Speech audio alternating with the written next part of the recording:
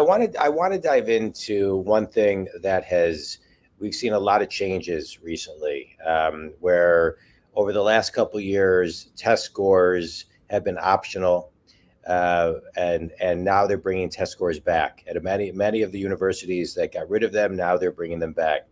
And I think there was maybe a little bit of a pause button on the SATs, the ACTs, which one you would take, would you take both, what universities wanted.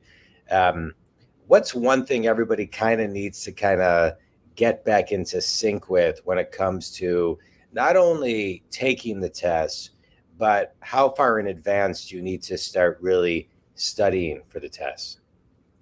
Yeah, very interesting news recently in college admissions, as you pointed out. Many colleges went test optional during the pandemic, reasonably so, because students couldn't be in the same testing room together.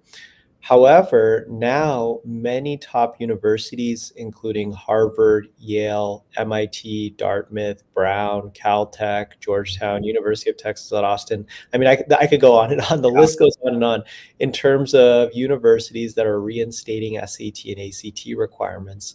And the reason for that is it shows that students without an SAT or ACT score perform more poorly in college.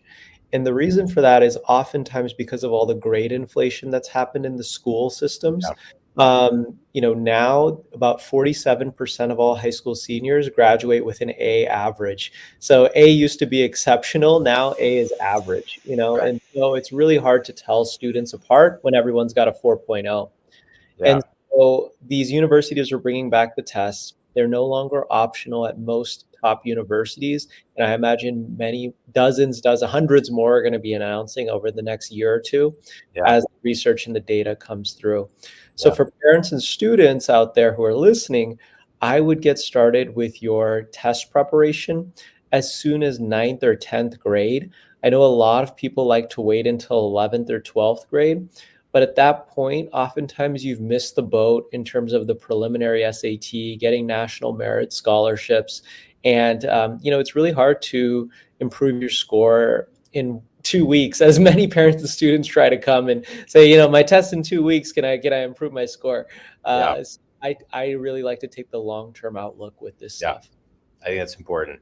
And you're right. I mean, with the grade inflation, there's pros and cons to projects and being able to take a test over, and I think for many people it's a good thing. But you're right. It doesn't show the playing field exactly how it should be for when kids get to college.